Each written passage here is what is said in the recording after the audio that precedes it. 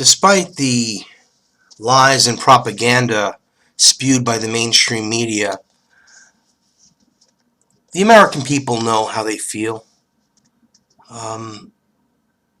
Many Americans are still really struggling to make ends meet with rising costs and stagnant incomes and a stock market that's pumped up by the Federal Reserve Crime Syndicate. Many Americans are hurting to this day.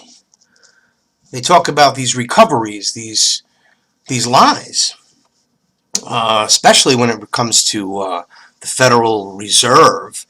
Back in November or December, they said, oh, by March we should be having interest rates increasing.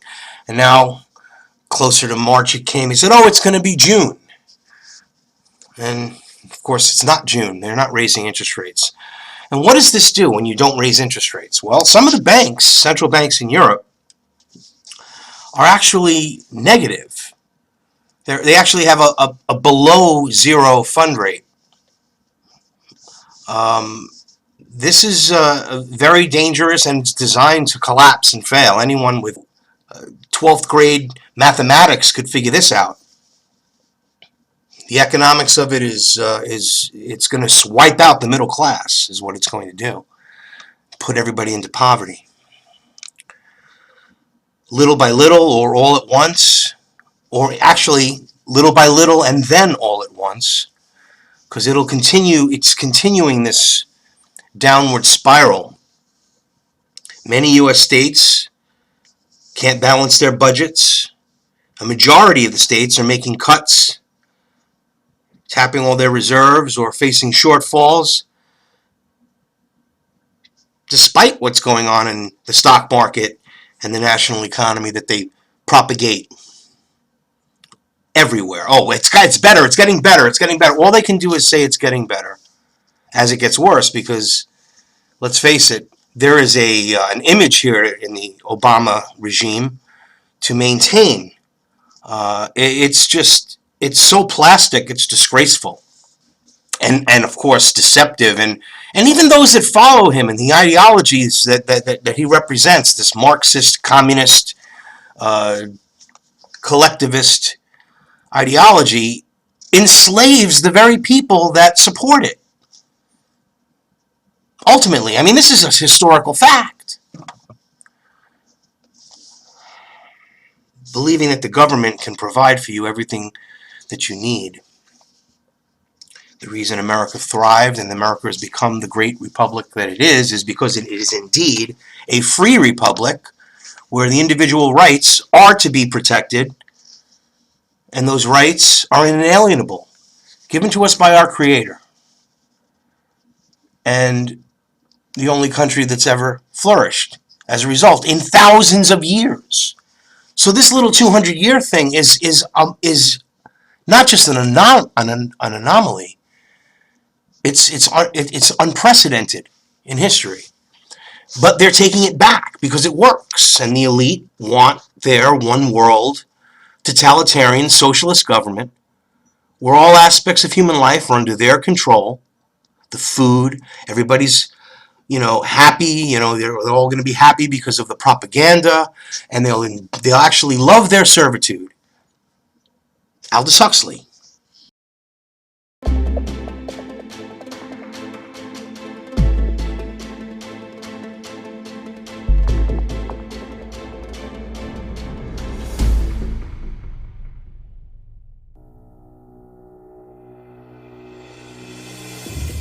We are in process of developing a whole series of techniques which will enable the controlling oligarchy to get people actually to love their servitude. First of all, to standardize the population, to iron out inconvenient human differences, to create, so to say, mass-produced models of human beings arranged in some kind of a scientific caste system. A number of the predictions which were purely fantastic when I made them 30 years ago, have come true or seem in process of coming true. That a number of techniques about which I talk seem to be here already, and that there seems to be a general movement in the direction of this kind of ultimate revolution, this method of control by which people can be made to enjoy a state of affairs which, by any decent standard, they ought not to enjoy. When we are successful, and we will be, we have a real chance at this new world order, an order in which a credible United Nations can use its peacekeeping role to fulfill the promise and vision of the UN's founders. So Alaska, Oklahoma, and energy-producing states saw their receipts, their incomes fall with the global oil prices. State revenue has not rebounded, and other factors are putting pressure on budgets nationwide. Kansas overestimated its revenue after its tax cuts, while New Jersey faced a shortfall thanks to unfunded pensions. 32 states faced budget gaps in fiscal 2015 or 16 or both. But everything's great. It's going to be fine. It's wonderful. It's just this, again, it's this Goebbels-esque propaganda, this Stalin-esque propaganda, and these draconian laws. I mean, Rand Paul about the Patriot Act, he's straight up on that. I don't know exactly how I feel about Rand Paul. I don't know who to trust, because you can't trust any of these criminals on both sides of the aisle, because some of their ideologies or some of the things they support goes against the best interests of the people. We must destroy the New World Order. We must expose it for what it is and just resist it. Say, no way, you're not doing this. You're not going to poison my water with fluoride. You're not going to chemtrail and not through the United Nations, and you don't know what the hell other things they're spewing out there other than the aluminum and barium. What is all this radioactive debris causing?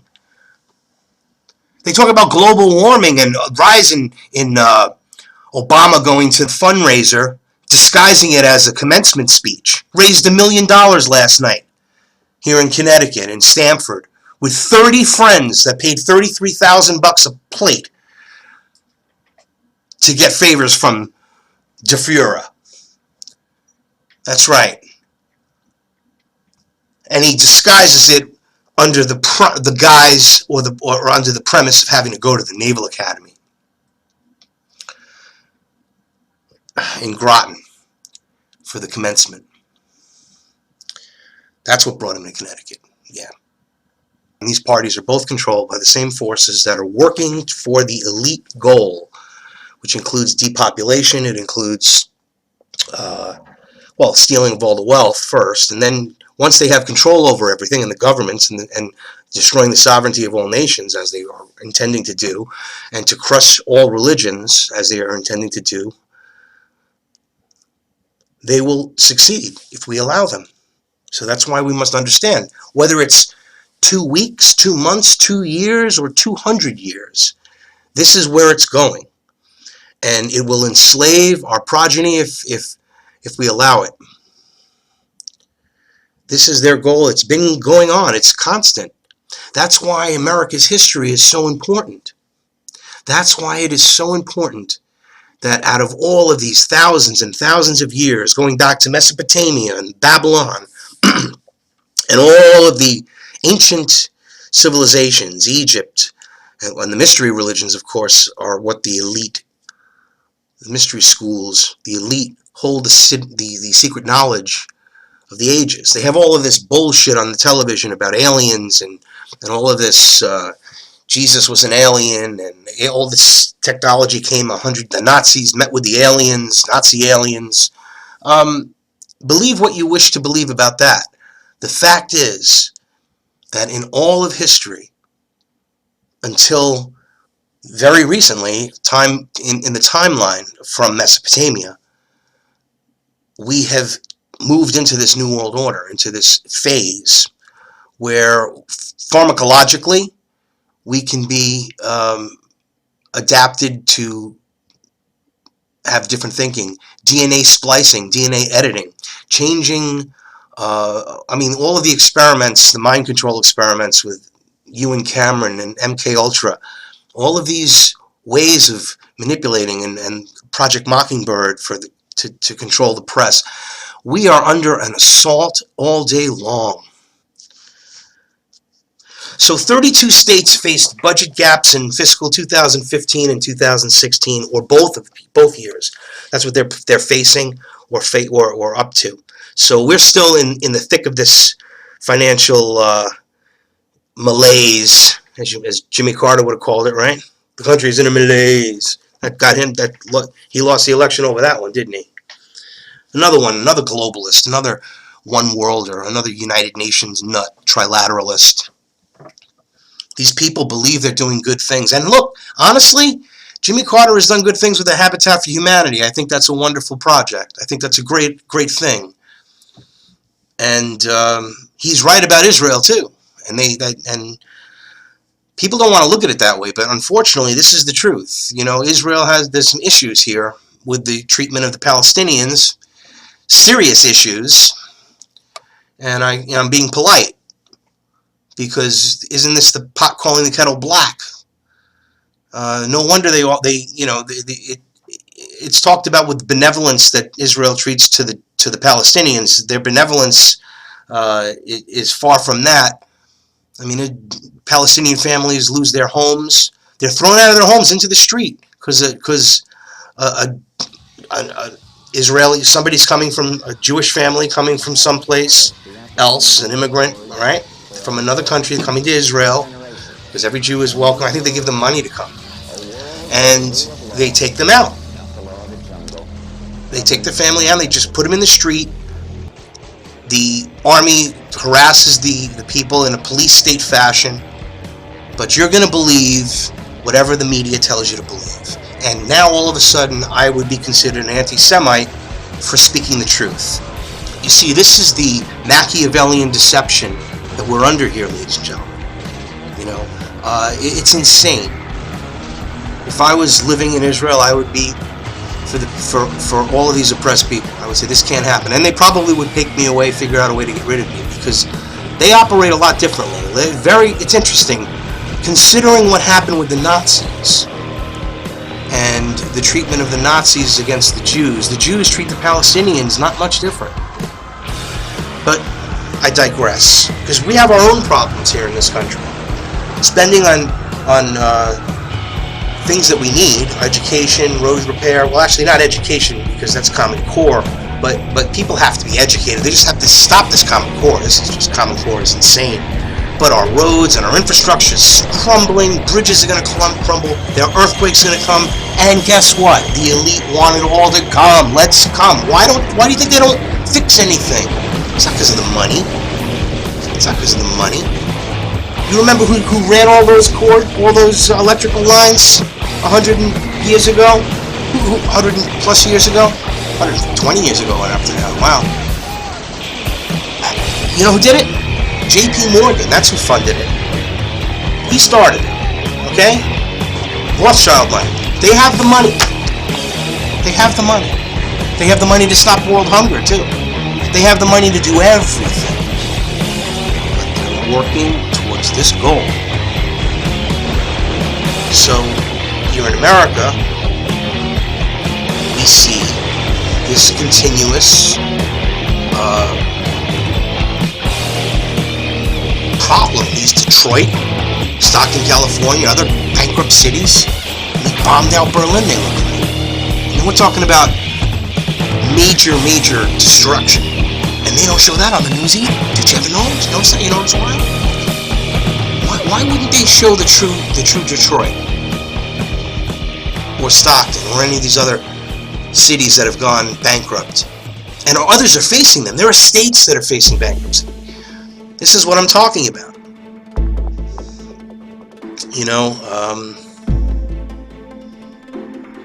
We're way behind the 8 ball as far as where we need to be as a nation. As far as the economic situation, this recovery is not a recovery. It's a continuous flat line is what it is. And soon, they're talking about downgrades. State governments have about half the reserves that they had before this depression in 2007, 2008, according to the Pew Charitable Trusts. And these struggles have led to credit downgrades for the whole country. And then remember, Obama says, we're always going to be A-rated. Really? You just go against what they... it doesn't matter, America's always going to be A-rated. Okay. While revenue growth has been sluggish, states have been having to spend more on things like Medicaid. They have mounting pension shortfalls. And a lot of states are being squeezed. Like I said, Chicago's in bad shape. That state of Illinois is hurting. Jersey, as I said, Pennsylvania.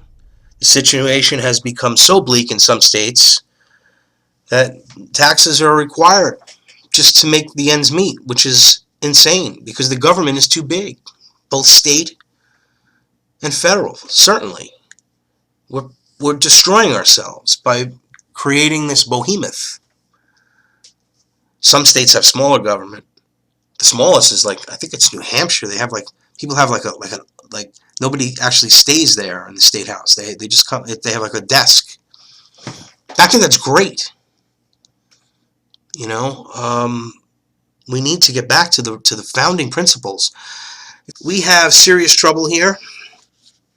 It's a real crisis, and it's continuing. And then HSBC, the money laundering banks of the money laundered the drug cartel's money. Their chief economist, Stephen King, is warning their clients that the world economy is like an ocean liner without lifeboats. If another recession hits, it's funny he says recession. It's never left. If a bigger crash happens, it can be truly titanic for policymakers. Well, here's King's quote. Listen to this. Whereas previous recoveries have enabled monetary and fiscal policymakers to replenish their ammunition, this recovery, both in the U.S. and elsewhere, has been distinguished by a persistent munitions shortage. This is a major problem. In all recessions since the 1970s, the U.S. Fed funds rate has fallen by a minimum of 5 percentage points. That kind of traditional stimulus is now completely ruled out. King notes that this is far into the recovery and there's a lack of traditional policy ammunition. For instance, Treasury yields have not risen, the budget deficit is not falling, and welfare payments are still on the rise. Well, welcome to the New World Order. This is exactly what I'm talking about. Now, we are teetering on the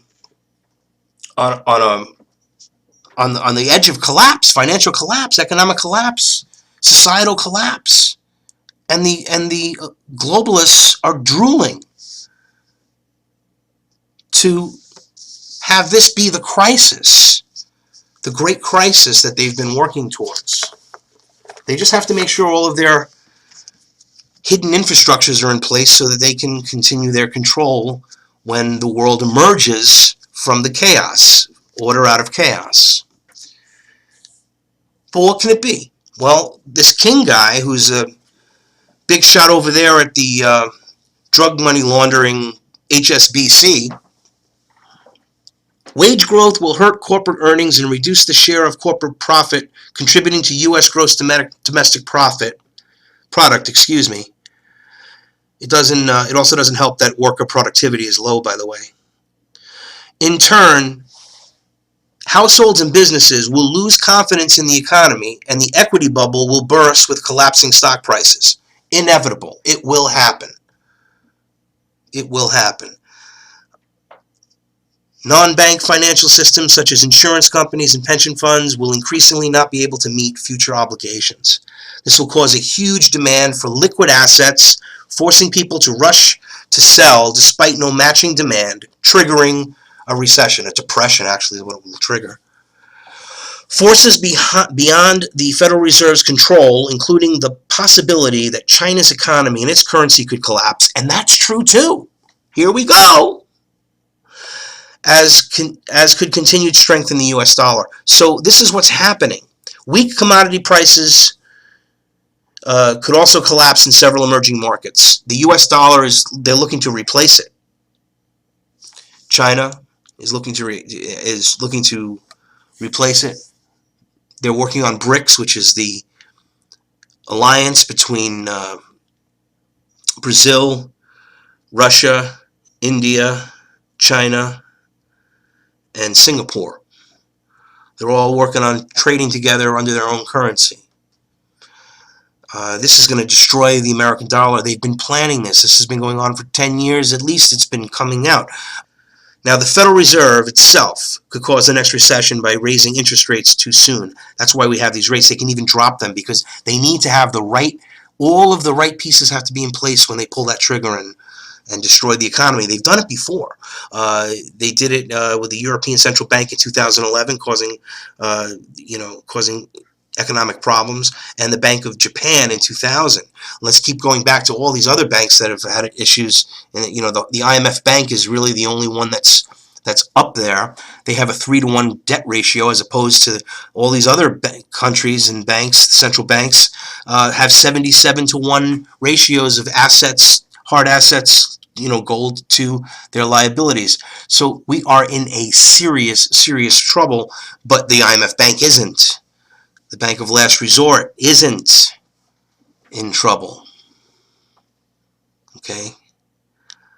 This is the important thing that you have to understand. We are in some serious trouble. Now, remember what happened in Cyprus when people woke up and their money was gone? The U.S. depositors, the sheep that don't even listen or are not paying attention and have no idea what I'm talking about or wouldn't even listen to what I have to say, will allow their money to stay in their banks and everything else, and then eventually one morning just the same thing is going to happen that happened in Cyprus. The money is going to be taken, or a percentage of it, in that case up to 25%. It happened overnight. People didn't know because they can't tell you. Everyone will take their money out. They're just going to do it.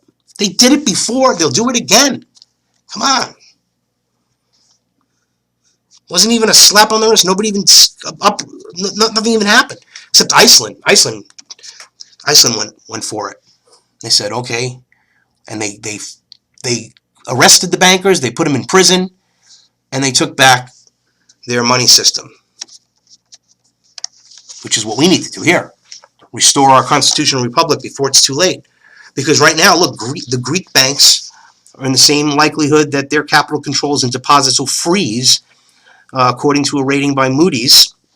It estimates that more than 30 billion, I don't know what their money is there, the Greek money, has been, drachmas maybe, I think it is actually, has been drawn from the cash-strapped country's banking sector over the last 5 months. So they are going after these people. Customers have rushed to withdraw their money during the last torturous episode in Greece's long-running debt saga, and Moody's believes that around 18% of total deposits in Greek banks have been withdrawn. So they're trying to take their money out before they pull this out. It's not good. There's a high likelihood that capital controls and deposit freeze will be imposed. So this is what's going on there. The Albert Gallo, a strategist at the Royal Bank of Scotland, another Rothschild bank, points out that Athens faces $1.9 billion of salary and pension payments at the end of this month, followed by a fresh $300 million payment to the IMF fund.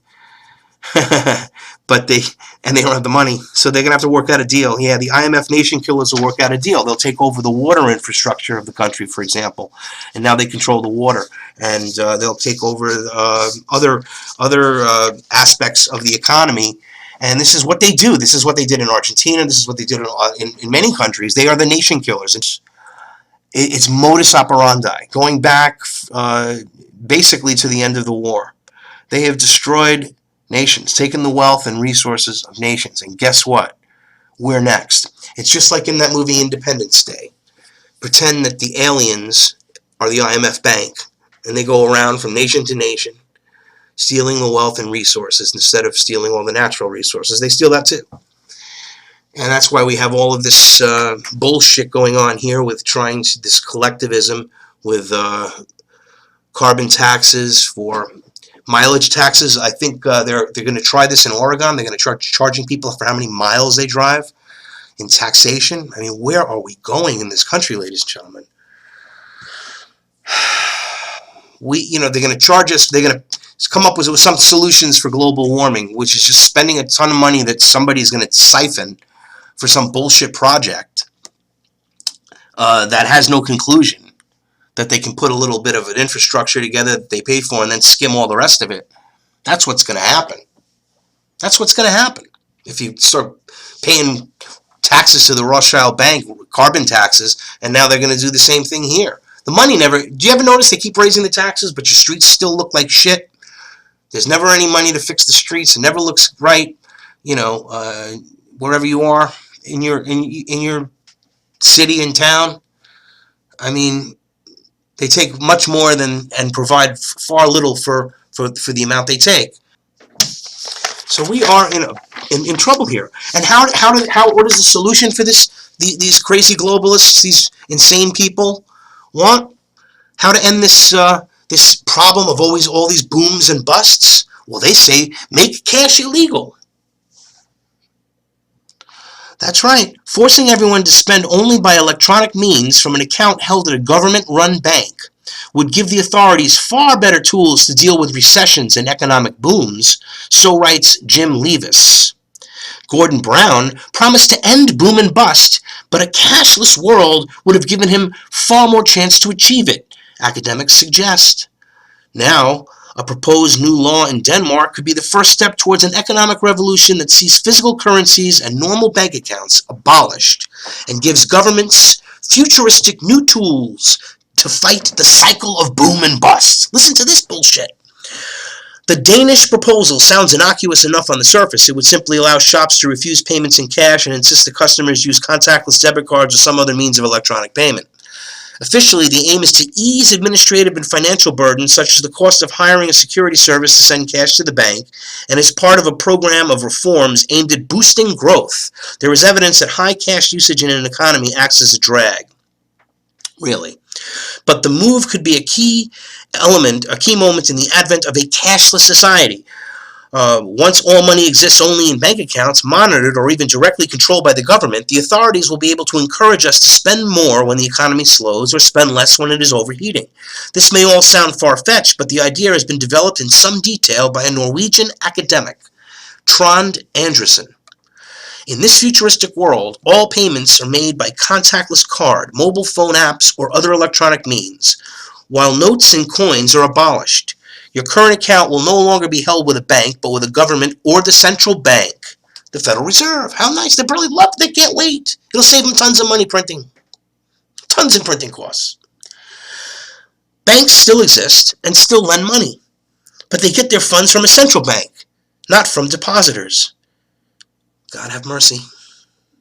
Having everyone's account at a single central institution allows the authorities to either encourage or discourage people to spend. To boost spending, the bank imposes a negative interest rate on the money in everyone's account. In effect, a tax on savings. Faced with their money slowly confiscated, people are more likely to spend it on goods and services. When this change behavior takes place across the country, the economy gets a significant fill-up. The receipt of cash responds in the same way and also spends. Money circulates more quickly, or as economists say, the velocity of money increases.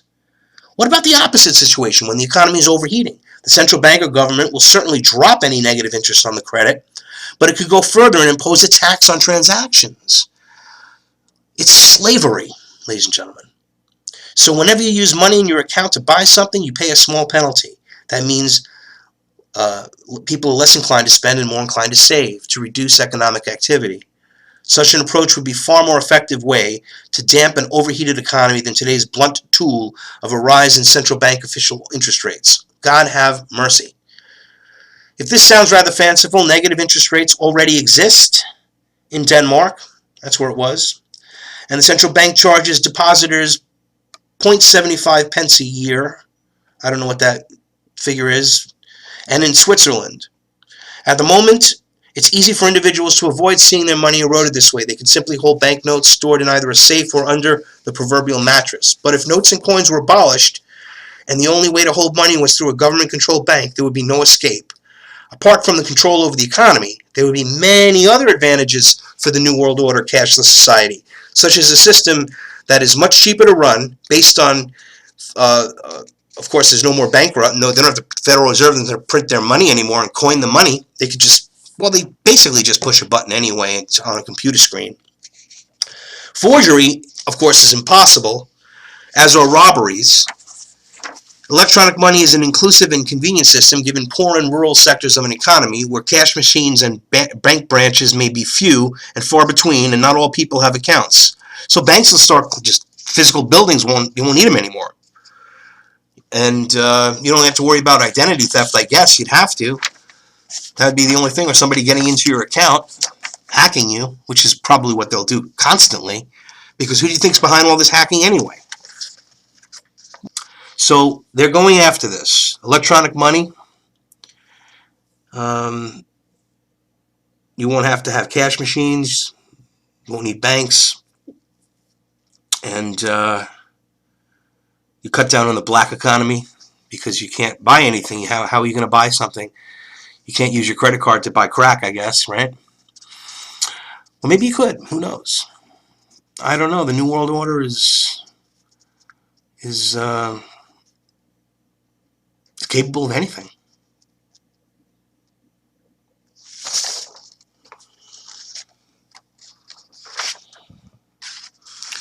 So we're under economic warfare. Things you're talking about like shock testing and stuff. Silent Weapons for Quiet Wars, which is a document from the minutes of the 1979 Bilderberg meeting that was discovered in 1986 in a copy machine, a surplus copy machine, exposed the Bilderberg group's plot to have this economic warfare against the people. And that's what I've been discussing today, pretty much, with the IMF bank's tools and how they were celebrating their efforts for the 25 years and how they were going to continue. It's a document that's available again at howardnema.com, Silent Weapons for Quiet Wars. And you can, again, read for yourself. And then just look at this, the timing of it all. Everything that is happening, the dates back in the past, all lead us to this point. What they were projecting and what they were doing comes to light. Look at Foreign Affairs magazine from that time period, or any time period. 2 to 3 years after those, whatever Henry Kissinger had said or he's saying today, 2 years from now or 3 years from now, it's going to happen, like what he's talking about in Iran. So, I mean, we've got the central banks. There are 3 places left. You have North Korea. You have Cuba, which we're almost close to because now the communists, oh God, the Pope is there, the phony communist Pope. It's unbelievable. It's unbelievable. All call for a new world order. Their new world order is this. It's everything that we're talking about here that they wish to do. It's the mark of the beast. The great deception. Lucifer, the son of the morning star, the great deceiver. We're being deceived, ladies and gentlemen. And it is time to wake up.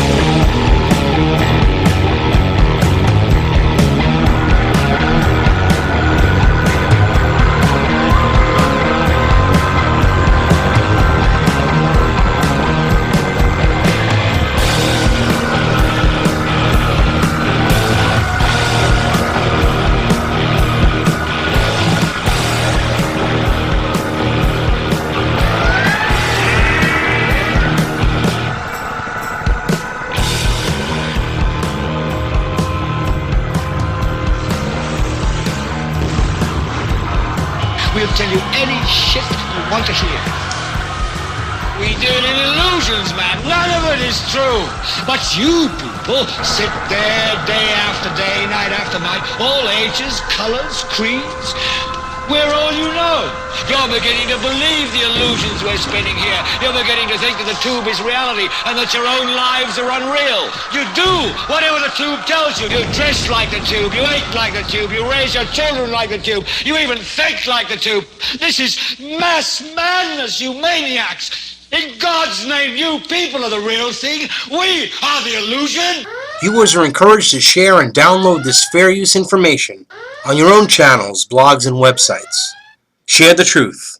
Truth Talk News, where truth the mainstream media ignores, is the top story.